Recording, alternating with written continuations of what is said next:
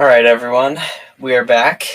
So we just watched Mac McD's run from 2018, and now D-Limes over here is going to give us a little demonstration on what a modern run of this looks like. So we're going to see a lot of those differences between, how it was back then, how it is now. We're going to see a lot of those time saves in here as well. So, yeah, very exciting stuff. Yeah, I'll just switch us over to the screen. And we should be good. So whenever you are ready, Limes. Just give me a countdown, Limes. Yep, will do. So one thing I'm going to be doing is I'm going to be playing with the radar on.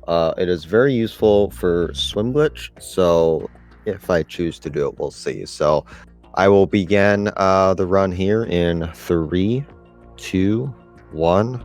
Let's go. We're off.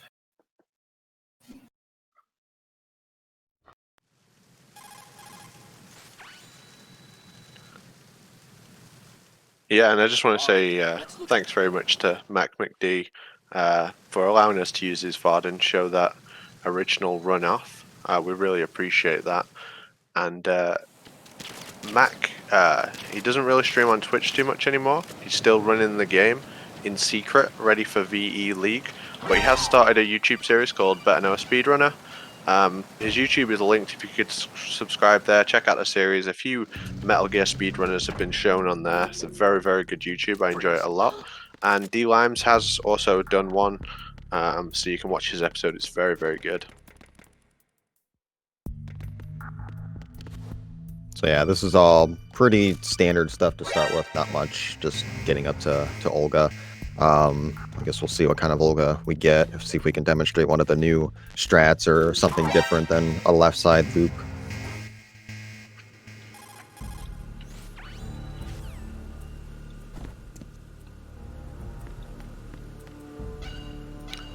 One of those things we always wait to find out what kind of Olga we get, but nowadays either one's good. We can cope with a right side. One of the things after the cutscene plays, we get the third headshot. She can run forward or back. It's random. We always want her to run forward. Her running forward is much faster. We've shared everything. All the bad. Yeah, so unfortunately, yeah, she went back, so that loses about 2-ish seconds. Got a 133 Olga on my splits, so that's roughly equivalent to what Matt got. Still decent. It's still a very good Olga fight. So one thing I'm going to try to do here is I'm going to try to mash square as I go off that platform. You can do an animation cancel by pressing square. It's kind of frame dependent.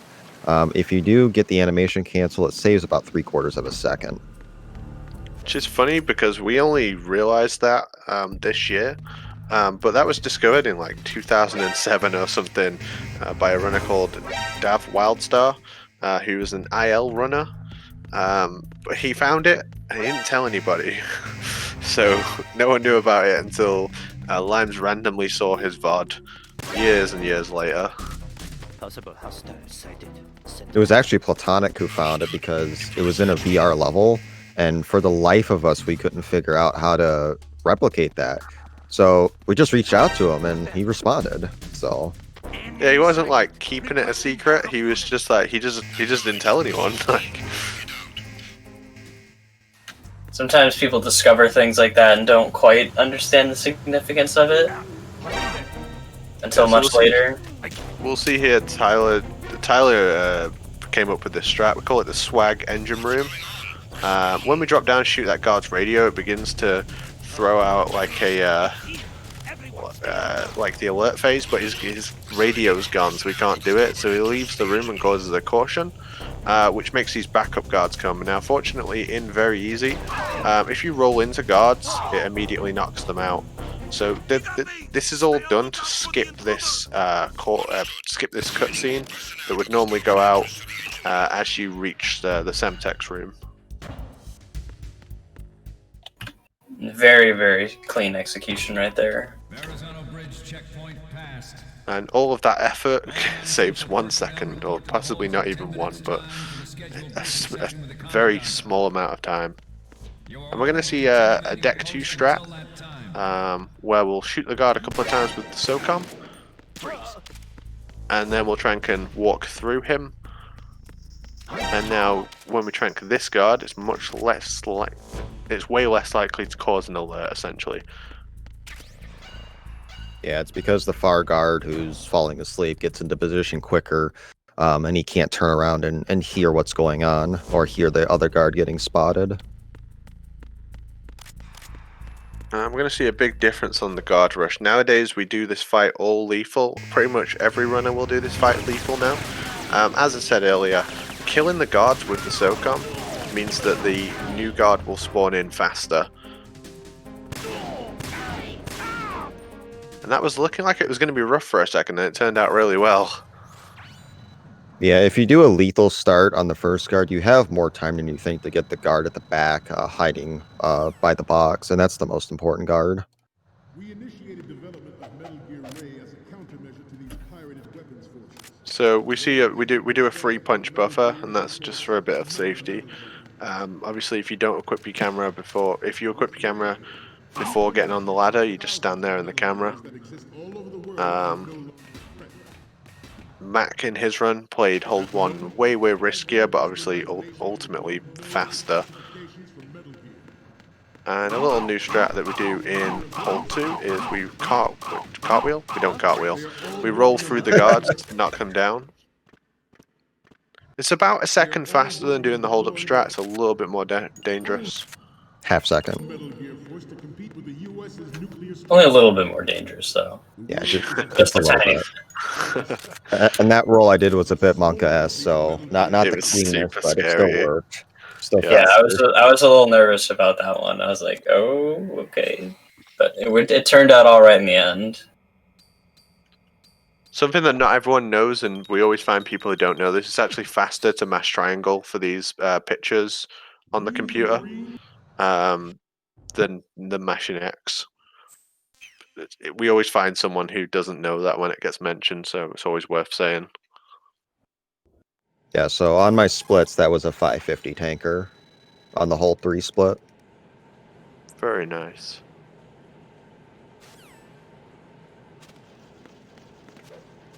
Which puts me 5 seconds behind, but still.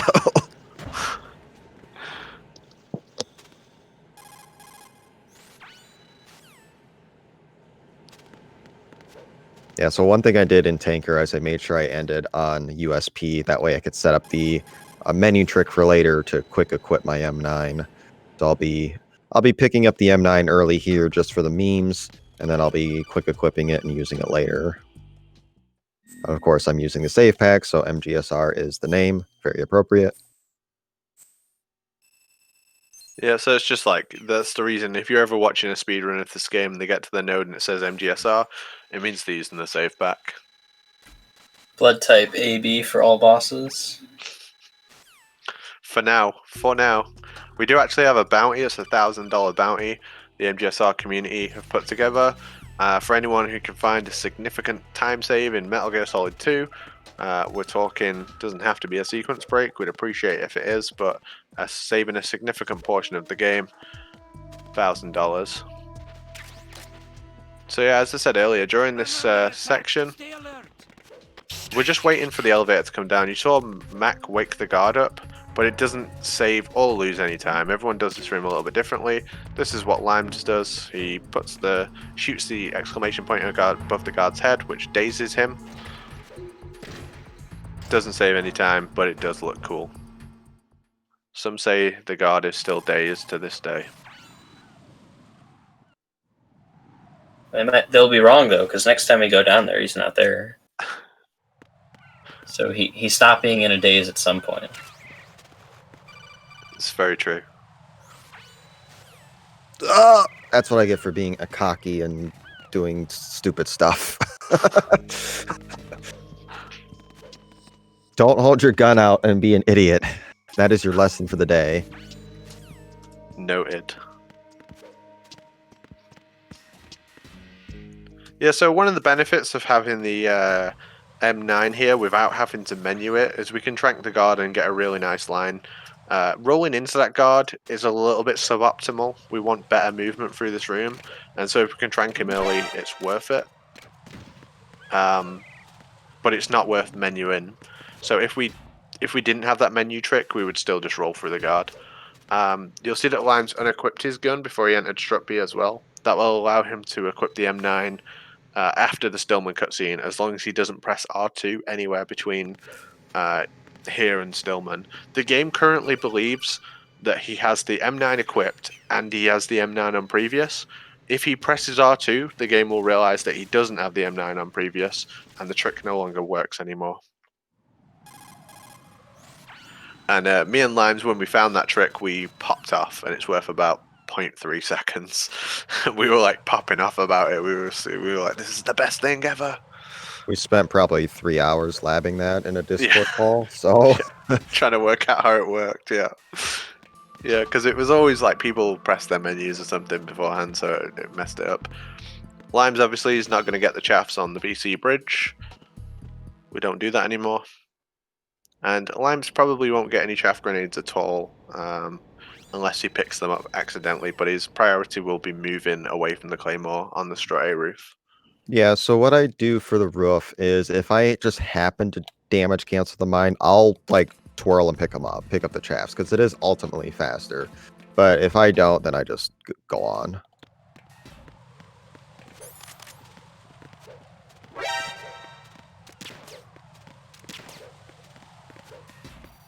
Something I didn't really mention about Mac's run is all his menus were so unbelievably clean. Even if like they were suboptimal pass through the menu and there was a lot of extra ones, every single time he opened that menu, he got everything he needed and closed it very, very quickly. A lot of like very good runners of this game now have suboptimal menus. Enemy sighted. So in this room, we won't see any more chaff grenades. We'll just take the alert from the guard. Make sure we trank him as we run towards him. Limes did it fast enough to the point where the alert doesn't actually happen. It's very, very precise movement required, defusing that bomb, standing up before the codec. There's a lot that goes into ensuring that you can trank the guard before the alert goes off, but it doesn't matter if the alert happens. And we won't see any cartwheeling up the stairs, as we know now that it is actually slower.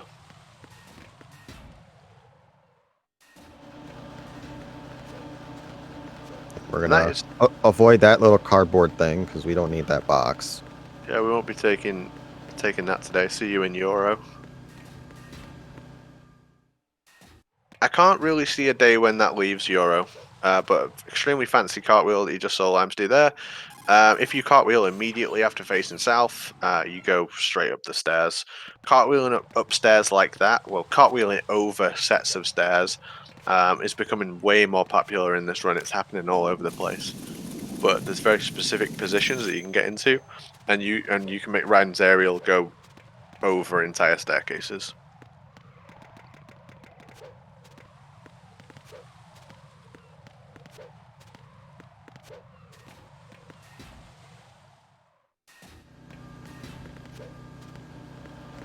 So on the EF bridge coming up, I'm going to go for a Claymore pickup, a very tricky Claymore pickup, where I'm going to pick it up from this side and do a very fancy cartwheel. We'll see if I get it.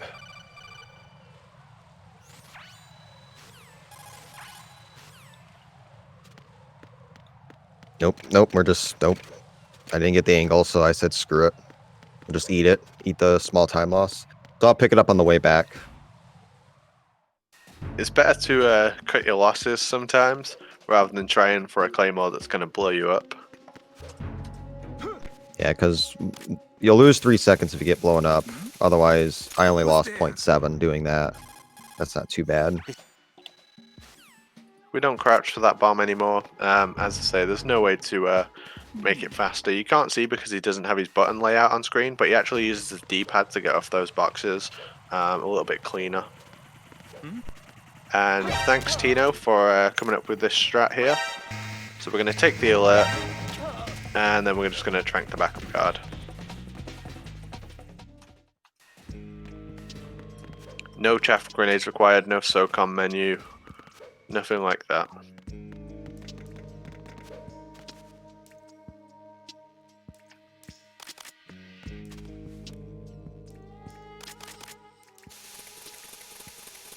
So pretty much the same pump room as what Mac did in his run.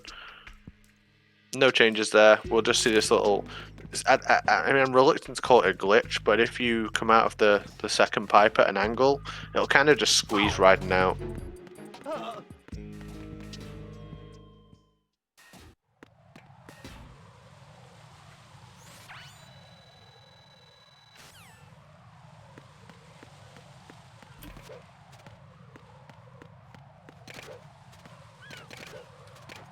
Some things change, some things stay the same. Don't need to train that guard, I just do it to fool around. It's that BMN extra ammo stuff. See, I use my ammo for memes, so... You can actually get this bomb without opening the door. There's like a pixel perfect place you can spray the coolant to get it, but there's no setup yet for it, and you know, if you missed it even once getting set up and you had to reposition, it would be faster to open the door. I don't think we'll see that in the game anytime soon, unless, as I say, unless the setup was found that was really good and consistent, but it is possible.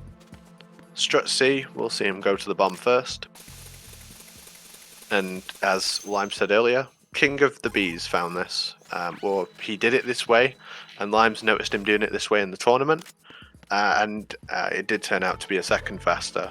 And you'll see when he gets this sensor B and the codec plays, the codec just comes in insanely fast.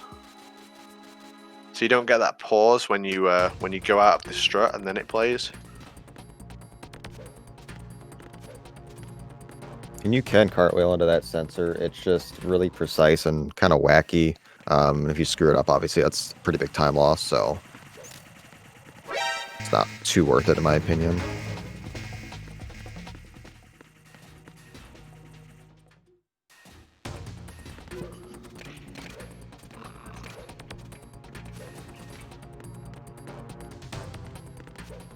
And we'll see that that's set up to prone for the door. That's the easiest one to learn. We're seeing pretty much everyone do that now because there's literally a line on the floor where you roll to prone. But all of those prone into doors for the load zones is becoming way more popular. Yeah, B should be proud to find that time save. He's also the one who began people thinking about left side Olga shooting her early. You know, he came in and he didn't really have any times on the board, and he was like, "Yo, I found this time save for Olga," and I think people were skeptical, right? It's like, who's this guy? How's he finding time saves for Olga? But it legit did turn out to be a way to make an insanely fast left side Olga. So this is why we watch everyone. I think, you know, Limes, you've said a few times, you always be a student of this game. You don't dismiss anyone. You watch everyone's runs. Who knows where these time saves will come from? I mean, you might be able to piece something together to be like, oh, what if you do this? But if you do this and this, sequence break. You never know.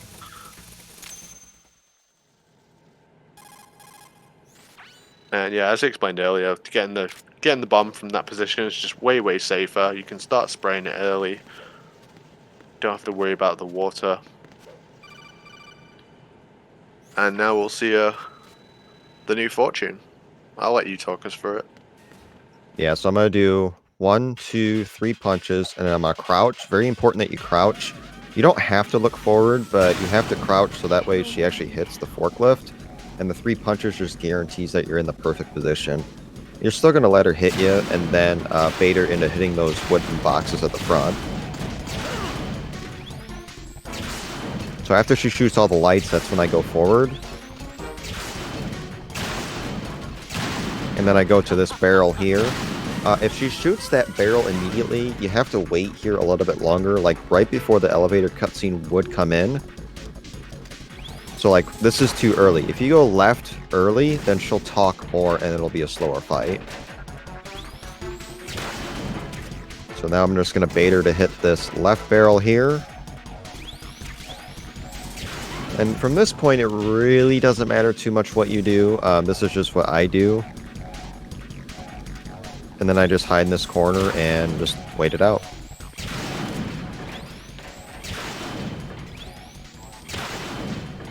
Something that we found as well is that you can hold first person in the M9, and then the game will take you out first person, which makes it easier to react to the codec. But now we want the M9 on previous.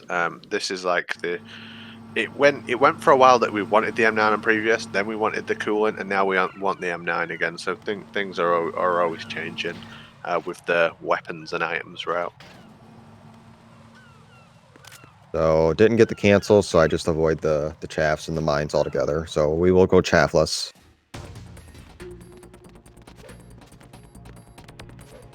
So we saw Mac use 5 chaff grenades in his run, and on this run we're going to see 0, which is pretty cool. Again, you don't need to trank him, I just felt like doing it. So this room here, I'm going to trank this guard. And then I'm going to unequip and then put my coolant on my previous.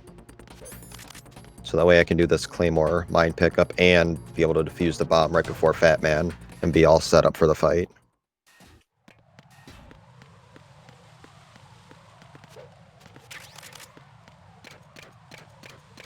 It's another just a great setup. It's very easy to remember. It's a line on the floor that you always cartwheel to prone from. If you walk further than that line, you get blown up.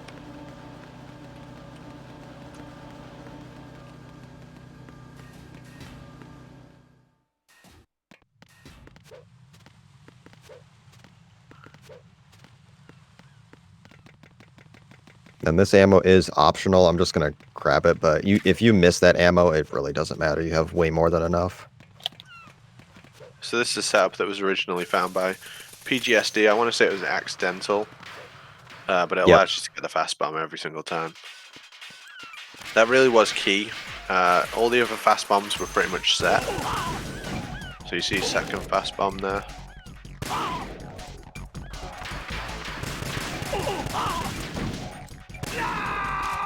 Perfect.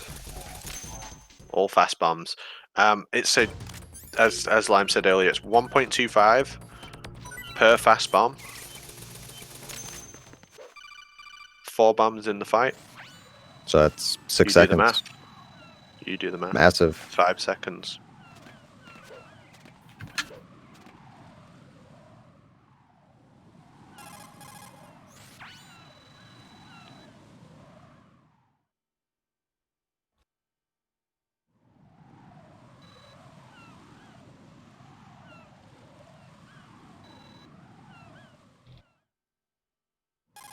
So the only thing I'm going to equip here is the BDU, and I'm just going to unequip it for right now. I don't believe it makes a difference in other rooms. We mentioned earlier that if you enter the room where Ames is, the loads are just slower with the BDU on for some reason. I'm just kind of superstitious and just leave it off until I absolutely need it. So do with that what you will. And of course, we're not going to Shred F. We're going right to the core to grab that AK. Yeah, we're going to save ourselves 1 or 2 seconds here by just immediately entering the Shell 1. As I say, pretty much after Mac's run, May 2018, after that point, pretty much everyone, started picking up the AK from the Shell 1 core.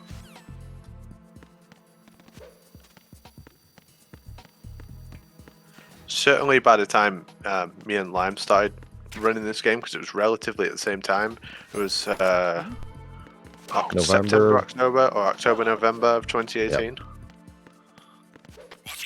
Yeah, it was like November 2018. Yeah, by that point everyone was doing that. That guard won't react to you as long as you don't, if you punch or if you crouch, anything like that, it'll cause an alert. But we'll see a very different computer room. Everyone pretty much goes on the left side.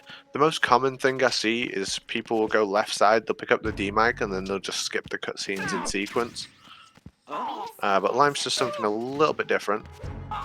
He's going to cartwheel through the guards, which gets the first cutscene, but it doesn't get the second. It causes the caution, and it puts a guard up top here. But he's not going to do anything with us. The elevators still work during a caution, and obviously you can call them and use them just the same. So it skips the extra mini cutscene, and you've got to do those cartwheels anyway because it's a little bit faster. But now we'll see a setup. So we punch twice after getting against that wall, and that means as soon as the guard walks past, we can immediately grab him and put him on the retinal scanner. I think it was Azu who found that setup. Yes, it was Azu. He found a variation of that setup, and then I just tweaked it a little bit more. So Azu's not a name you'll see on the board, but he has come up with, and of course the pause strat. I don't really see him anywhere, so we're just gonna He's southwest, probably. Yeah. Yep. So against my splits, which was a God Aims, I only lost 4 seconds. It probably would have been pretty close if I would have just went that way, but at least that guaranteed me I wasn't going to lose like 7 or 8 by going all the way south and then going all the way back northwest. So under the pause buffer strategy, that's about the worst aims you can get. So yeah, as far as pause buffer in frames goes, it's completely legal. Press 1 if you think it's cheating, press 2 if you think it's not cheating.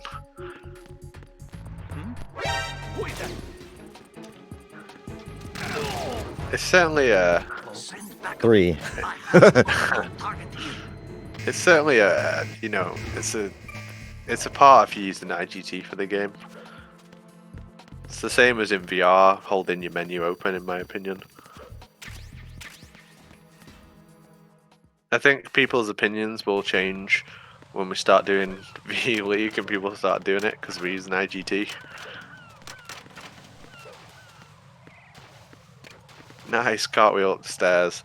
Very, very difficult to do. You have to get in a specific spot to do that. The first time I ever saw that was Bestwick versus Bees in the V tournament, and it blew my mind.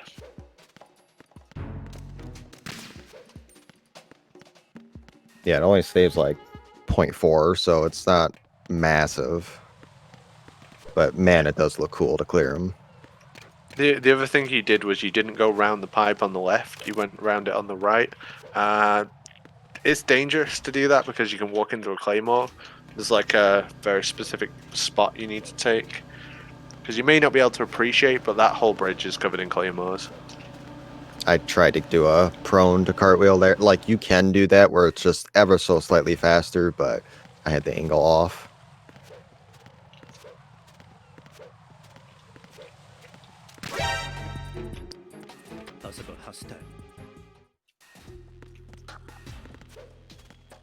There's a feeling that you get when you run this game as you're heading towards the Harrier. You normally get it in strut D, and you just think, oh god, here it comes, the Harrier boss. And Limes, I assume you're going to go for a little bit of a different Harrier. Yep, and we'll get to that when we get there. Take out these sensors first. Yeah, so Limes just moved forward. He equipped the AK in order to change to the sniper rifle faster. And now he's going to equip the AK before he starts the codec for the Harrier as well. Gives him a slightly better menu. Alright, so I'm going to go for what's called a 2+6. Well, actually, I'm going to do 3+5 because of damage value. So I'm going to get 3 shots here at the beginning. And then hopefully I can end the fight before die shots. Yeah, so he's keeping it in the first phase for longer. Normally if you do too much damage at the start, it immediately goes into the second phase where it sets up for die shots, but if you do it this way... Oh, if he gets this shot... Oh my god, that was so good. That's so fast. That was a perfect 3+6 Harrier. 3+5, yep. It's 3 plus 5, sorry. The most difficult part of that is not damaging it too much at the start. So Limes waits for it to fly forward. He hits it twice, hoping for like low damage shots, and then he can hit it again when it's flying over the building and still keep it in phase 1. Very, very new Harrier. Very, very difficult to do. Ending the fight before, because after that phase it will go into die shots. But he has to get a double damage shot as it flies overhead. So when the Harrier flies over you, for some reason, when you hit it with the Stinger, it will do more damage than a normal Stinger shot will do. Very, very tricky. And now we're going to see. We're seeing all kinds of crazy stuff now. We're going to see this room with no chaps. So it's only really Limes who does this. But essentially, just go into first person and use L1 to shoot the guard.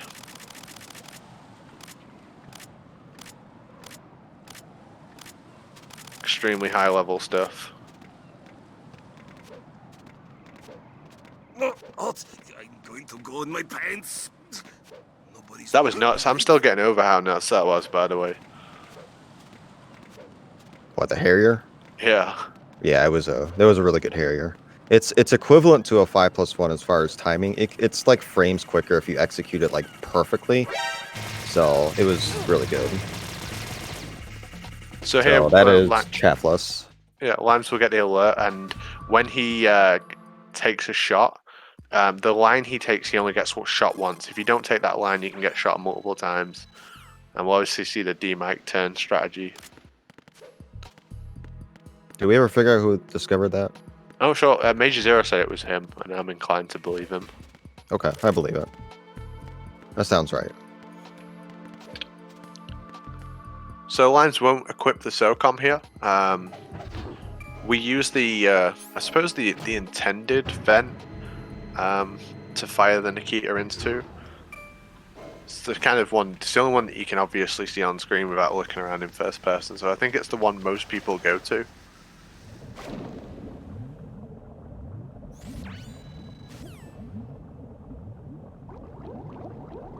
And during this section, when he picks up the Nikita, he'll just swim above it. He won't swim down. He'll just use the left and right on the D-pad.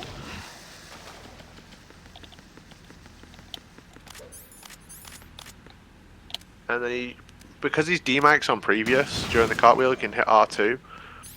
And he'll get the D-Mike, which is right next to the Nikita, which is right next to the Stinger. So now his menus are Nikita with Stinger on previous. That means he can use the Nikita for this, and then he can switch to the Stinger by just tapping R2 once to start the vamp fight. Very, very minor thing, but matters a lot in this difficulty. What are you doing? God, I so thought that Nikita was hitting the wall there. I know what I'm doing.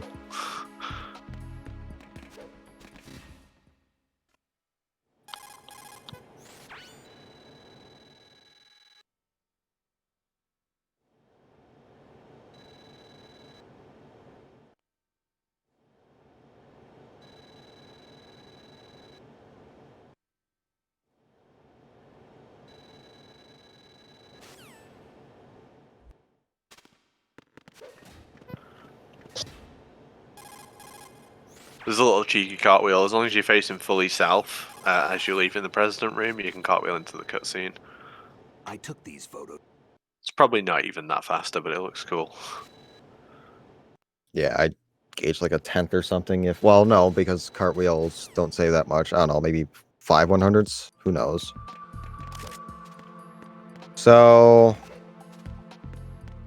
I'm gonna prove a concept.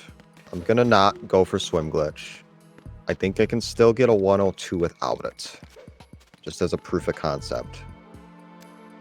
Yeah, something Limes did when he started running this game, he didn't use swim glitch and he didn't use ladder glitch either.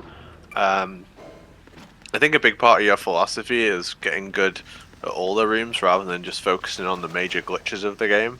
Swim glitch is very hard, and you can be an exceptionally high level runner of this game without doing it. Yeah, swim glitch is absolute trash. This is the only category in all of the game that I would go for world record attempts. Even the Euro records, it doesn't require it even at this point. But if you want VE record, you pretty much have to.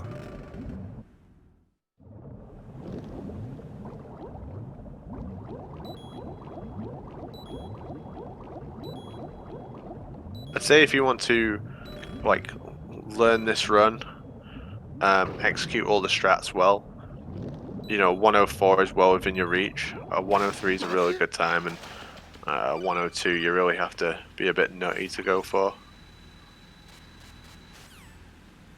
But it's all very respectable times. So yeah, he has Stinger on previous now. He can just immediately switch to that.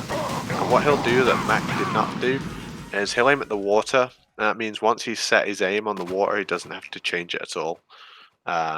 It's way harder to do what Mac did, and no one should learn it that way. I'm not sure who came up with looking at the water, but it was actually Iridescence who DM'd me after I streamed the game once, and he's like, by the way, if you look at the water, you'll have a much easier time with that. So shout out to you, man. I really appreciated you telling me that, because I found that boss way easier after learning about that. Don't aim at Vamp.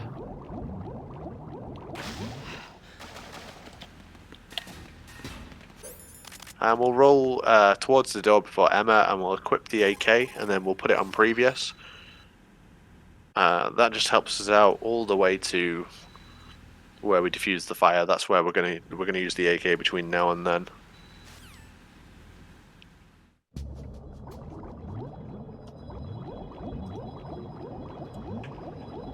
Yeah, and for this entire swimming section, I'm using D-pad. I just find it a lot easier than messing with the analog.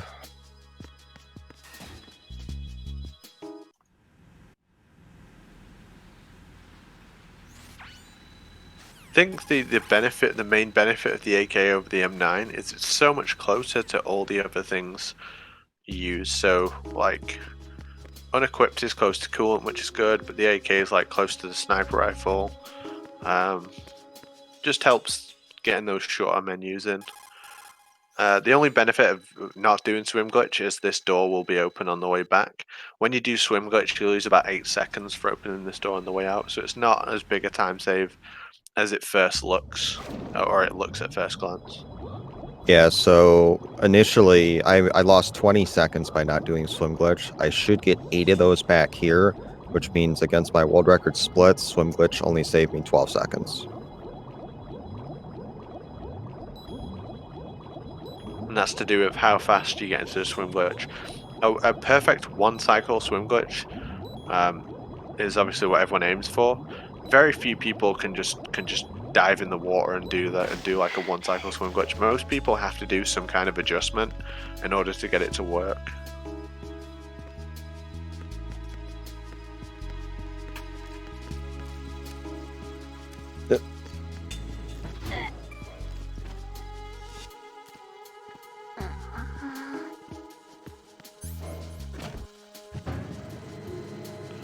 I hope to see one day when the swim glitch, something is found for the swim glitch that just makes it a little bit easier on the execution and a little bit more consistent in getting it. That would be awesome. For sure. And as it's been said, not everyone does it. Not everyone can do it. A lot of people, they get the tutorial up. Tyler 2022 made a really good tutorial on how to do it with button inputs. They try it a few times and they think, you know what, forget this. One downside to using the AK here is there's a random glitch that can happen after you kill the second guard, where a radio call, like a caution call, will still go out. I'm not sure what causes it, but it can happen, which means you get a backup guard coming through that door. Kind of means she runs dead at high level if that happens, but as I say, it's rare. And we'll do the Emma Bump 1 and then Emma Bump 2, which was found by BMN. We'll literally run into her and push her forward slightly. I thought it was Bestwick. And we'll do the second Emma Bump, which was found by Bestwick, where we'll run... the two B's, like I always get those mixed up. Like, who found Wick? Like, I don't know. Both of them legends of the game, come up with all kinds of stuff. And we'll just spray on that one spot, aka the magic spot. I don't like the term magic spot because it sounds like it's like really pixel perfect. It's generally just at the bottom of the pipe sticking out, or the fence panel sticking out.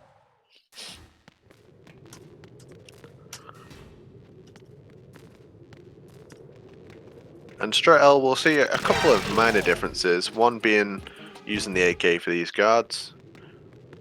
And BMN, I believe, spent a lot of time with messing around with different variations of what to do with Emma here and this door. Whether choking her was faster, grabbing her hands faster. The fastest way to do it there is what Limes did, where you walk through the door, change the camera, and then grab a hand. It like pulls her forward. It does a fast hand grab, and it pulls her forward as well. Choking is quite good too. There's multiple little variations you can do. And of course, he'll menu to the AK because it's on previous, which just means one input to get the sniper rifle.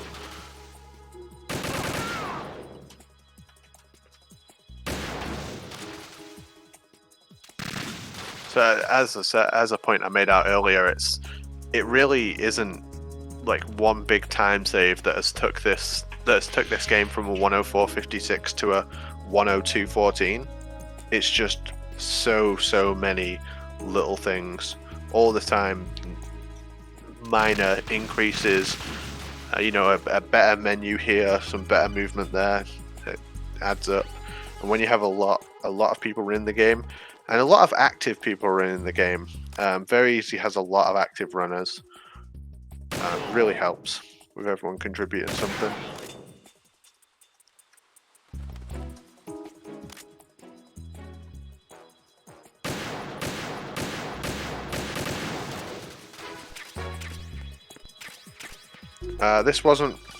This is being recorded right now, Empire Bob. This is live. This is live, see? Well, I'll do something to prove it here in a second. Shoot Emma in the head to prove it. No. Shoot Snake.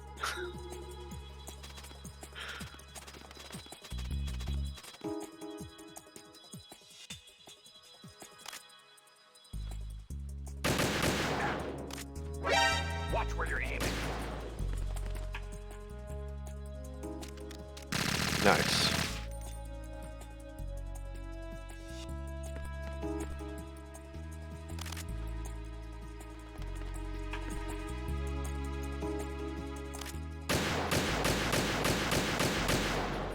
So during max run, we L for During live. during max run we skipped the oil fence using fast forward. Unfortunately, we can't do that. Something you'll see runners do is we'll drop our sniper ammo to 20 bullets, so we pick up the ammo boxes again. They only spawn when you're at 20 bullets or less. But if you go into the Vamp 2 fight with 20 or less ammo, the ammo box will be right in front of your aim. So that can lose you a lot of time during that fight.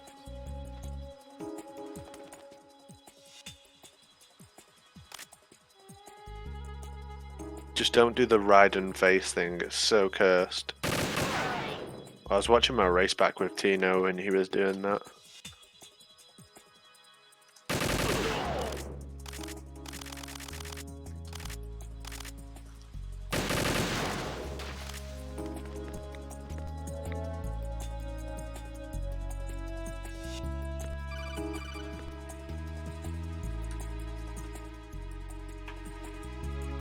So how you doing for time, Limes?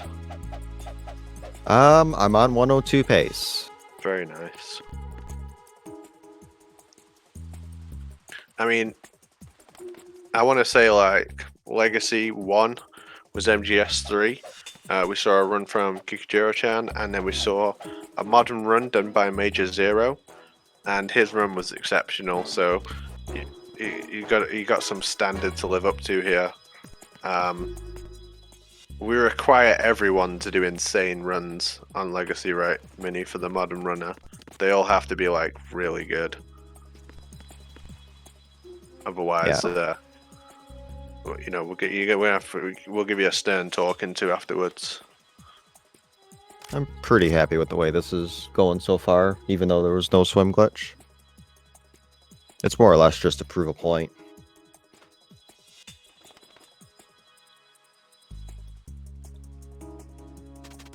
Prove a point that you've got to get insane at the game to get good times. And prove that swim glitch is a joke to get a good time. You don't need it. Nobody needs it. Absolutely not. I mean, even to the extent you don't need ladder glitch to get an insane time. Like, it helps, but it's only 10 seconds. It's not. It's not You're not going to much. change the world by being able to do ladder glitch, and you certainly don't want to be resetting your run for it. Your run doesn't live and die on whether or not you do ladder glitch, but it does live on and die on you messing it up.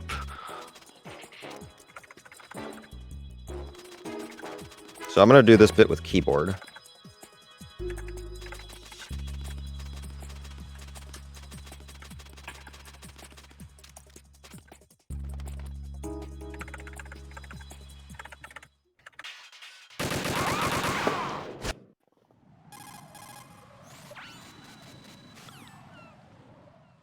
Sorry, Minnie. I know you stepped away for a second, but I was just saying that we require every single legacy runner to do an insane run for the modern run. Like, everyone has to be really good. Like, Major was so good, Limes has to be really good too, right? Like, he's not allowed to make any mistakes, otherwise they'll get a stern talking to. Yes, we'll send him to detention and have a long conversation about what he did. He'll be required to run dog tags if he messes up. Yeah, so now we don't use chaff grenades anymore in this room. We're just going to use the AK. Very much key to a lot of the second half of this run is using the AK. He only picks up 1 ammo pack after Vamp. A lot of people pick up 2 for safety. You notice he's only got 6 bullets left. You never want to be caught short of AK ammo on that bridge when you're shooting the Cypher, because if you fail to blow up that Cypher, it's going to shoot you and then you'll fall through the panel and you'll fall to your death. Getting a game over there is the most costly place to get a game over in the whole run. It's even more costly than, like, you know, hold 1. It sends you all the way back to just where you get up the ladder at the end of the oil fence. You lose 30 seconds plus for it. For the record, I picked up both. Know this fellow? Oh, did you? Where did you spend all your AK ammo? Wow. Don't you? I made an L. Oh, yeah, yeah. That'd have been Monker if you didn't have enough ammo for that. Have they altered your memory? You can shoot it with the SOCOM. It's a little bit more awkward. You pretty much have to fire the whole clip off to make sure you get it.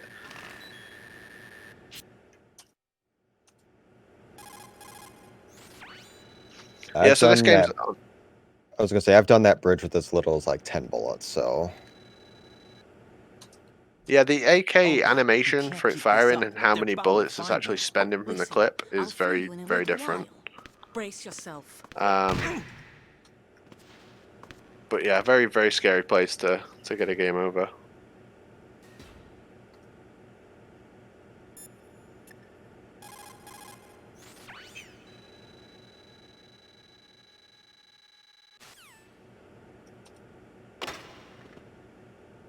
And the Jejunum is still a very scary part of everyone's run. You're at risk of getting an alert, and if you get the alert, you're at risk of being shot when you roll through the gap. I lost a race to Mac because of this. It's a very scary room. I still get a bit nervous when I do this room. And I've probably done 1,000 runs of this game.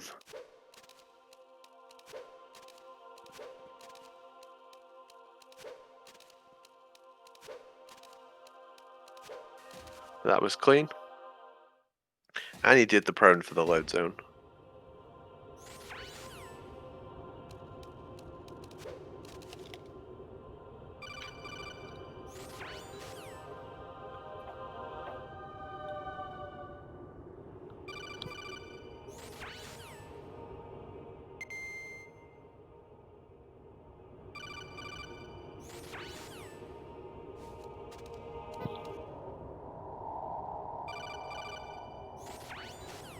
So we know that all these codecs come in within 3 to 5 seconds of one another. But Like the 3 or time, 4, something like yeah, that. but it's a random time. Our live splitter that we use can actually tell us when the next codec is coming in, so we can Damn, get kid. access to that information through live What are you split. thinking? But we decided as a community Damn, that that kid. was What are you too thinking? good to have on our live splitter. Damn, Um, kid. some other things What are that we you do have on our live splitter are Damn, bullets kid. fired, number of cartwheels we've done, Moron. What are you boss thinking? health bars as a Damn, percent, kid. What are you thinking? number of Tengu 2s Moron. left before the end of the fight. We Damn, have kid. access to quite a lot. We can even Moron. get we could theoretically get the live splitter to tell us where Ames is in the room when we enter the room. Again, we decided that was too powerful. We don't want access to information that we couldn't get otherwise. So number of Tengus left, you can count them, for example. But we shouldn't be able to know, for example, when a codec's going to come in. So we do that on reaction.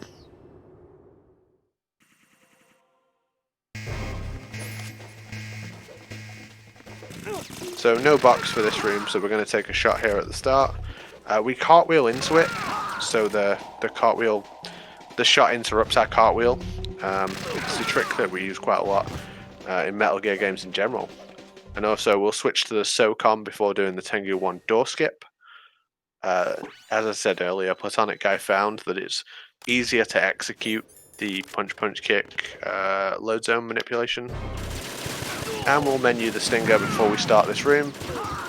And Limes is going to get into the position that was found by Beswick, which manipulates all the guards into running either left or right, and they become much easier to hit with the Stinger.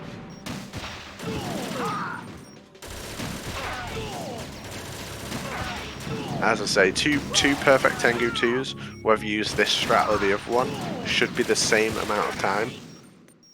But this strategy Beswick found, which Limes is using here, is generally better, and over the course of 100 attempts, this one will come out ahead more times.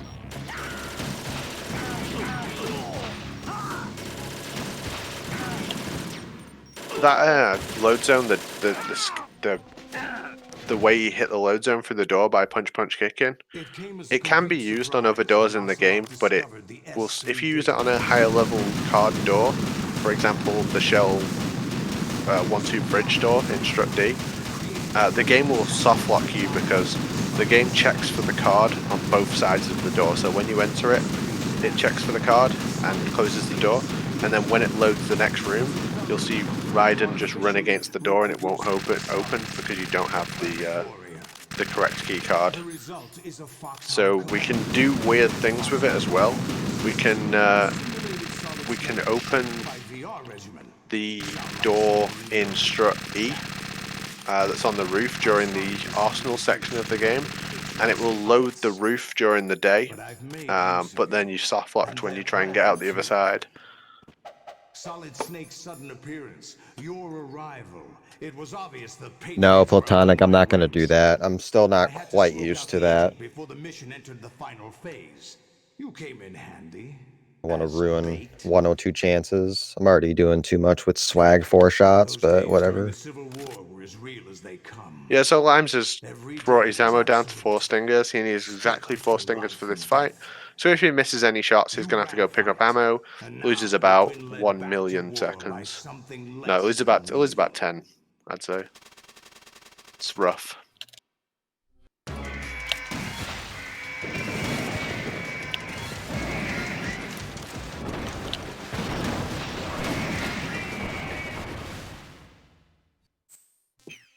Are you awake yet? And that was very nice, very well executed. Good luck on the torture section. Thanks. Harder section of the game for sure. Recently, as a community, we've allowed Turbo for Metal Gear Solid 2. Turbo doesn't provide an advantage against anywhere in the game, essentially. It's slower for mashing codecs with, for example.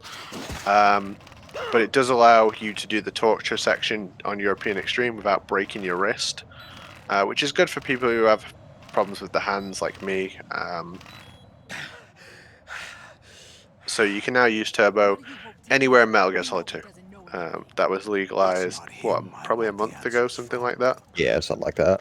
And we already are seeing runners use it on both console and PC. Yep. Personally, I use it to skip cutscenes despite it being slower, just so I can play this game more times in a day without being in pain.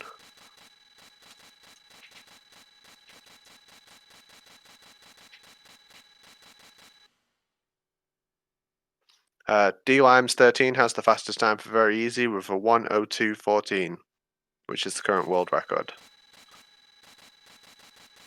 Sum it up, I pretty much have all the records. I went prone because I was watching chat. Doing a Joseph Joestar. What's wrong with you? Yeah. I don't think that'll ruin the 102, but we'll see. Thanks, Bob. I still love you. Let's go. Yeah, so we'll see a same kind of phase 1 compared to Max Run. He will just bait the missiles, but what he did between phase 1 and 2 was he moved to the other side of the screen, which makes Solidus do a short dash. Solidus will move to the nearest side that's furthest from you. So the side you can get to fastest is not the side you're on. And good RNG, got people's elbow.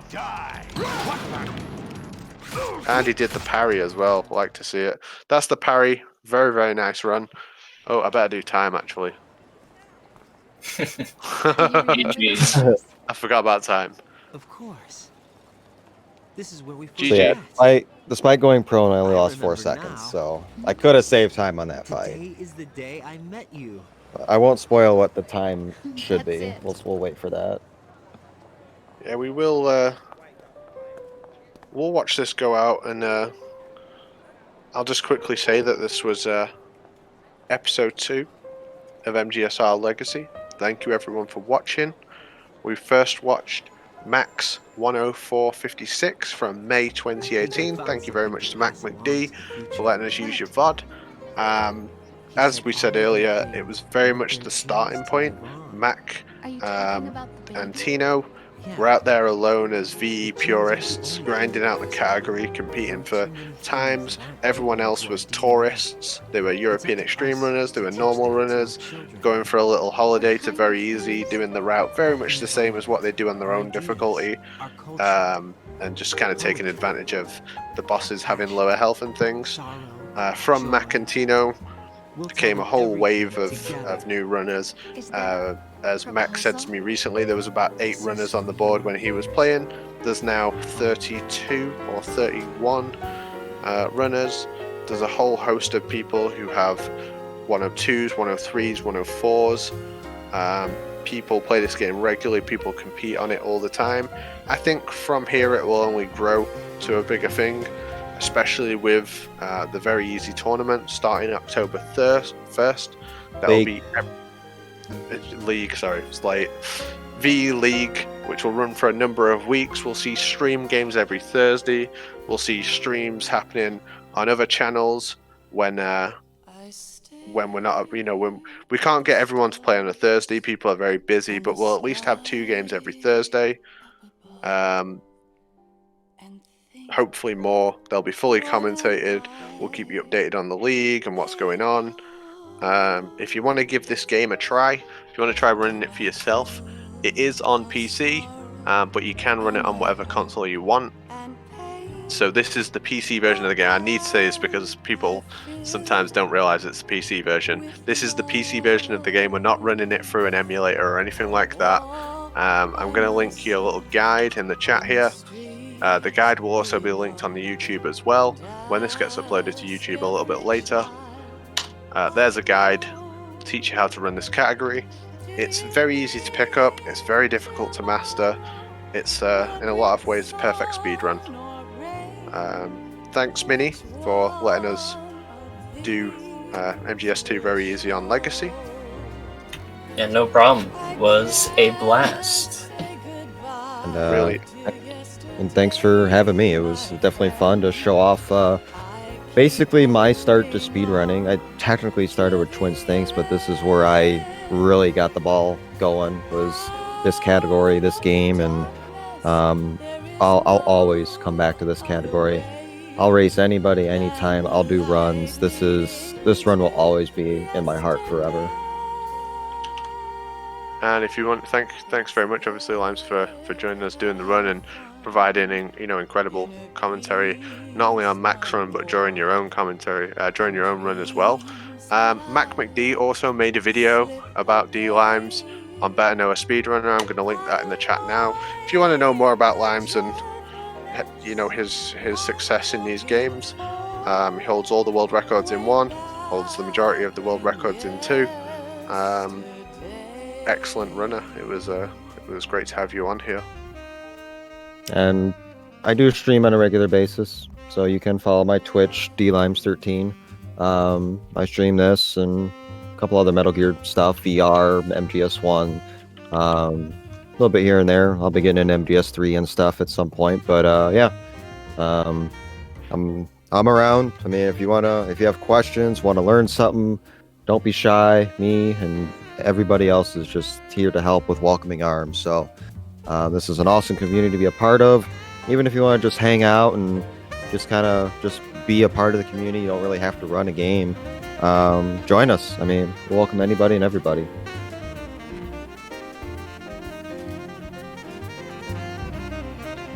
And the Discord servers there, if anyone would like to join us on there. While we've got a bit of time during these credits, from next week, we'll be streaming on this channel regularly. There'll be a public calendar up in the next day or so, and I will link that on the Twitter. It will be on the Discord. I think you're going to be doing a regular spot from Tuesday, right, Limes? I'll be doing the stream team every Tuesday night. I'll be here on the MGSR channel doing various PB world record attempts, stuff like that. It'll be very similar to what I do on my stream, just may look a little bit different, but similar kind of style. So we'll see how that goes. I'll be doing a stream every Wednesday at 12 p.m. Pacific. That's 8 p.m. for anyone from the UK. I'll be running Metal Gear Solid 3, European Extreme, Tuxedo runs. Maybe in the future I'll do some Cigar Percent and some Keratan runs.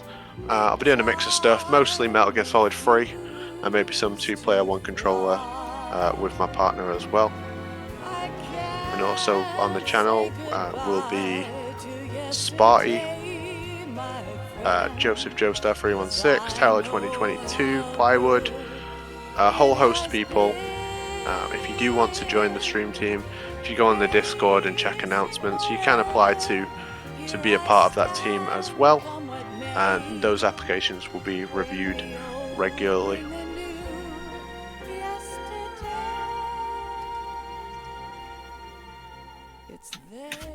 So while we got some time here, Patch, do you think this would be a good time to announce what's going on for the next Legacy episode? Yeah. So MGSR Legacy, we've got a whole load of runs we want to do, really. There's a lot of interesting runs coming in the future. The next one that we will be doing is one I'm very excited for. We're going to be doing Slade's Metal Gear Solid 1 Extreme All Bosses run on PAL PlayStation 1 from, I can't remember what year it was, but it's something to behold, and we'll be doing that on Saturday, October 3rd, roughly the same time, but we will make a proper announcement once we've decided and got a cool picture for it as well. But that'll be on the Twitter, that'll be in Discord, in the announcements. Tons of stuff happening right on the MGSR channel. There's so much stuff going on. Like, I feel like every time we do something, we're announcing something new, which we'll love to see. But MGS Slade, incredible runner. Not just one of multiple Metal Gear games. Every so often he goes live with a stream and everyone's like, he's back, he's back, he's back. But I'd say he's kind of inactive right now. But he can always draw a crowd whenever he goes live. Yeah, whenever Slade starts streaming, everyone comes out of the woodwork to watch him play. Whether it's MGS1, it's usually MGS2 now. The last time he did it was MGS2.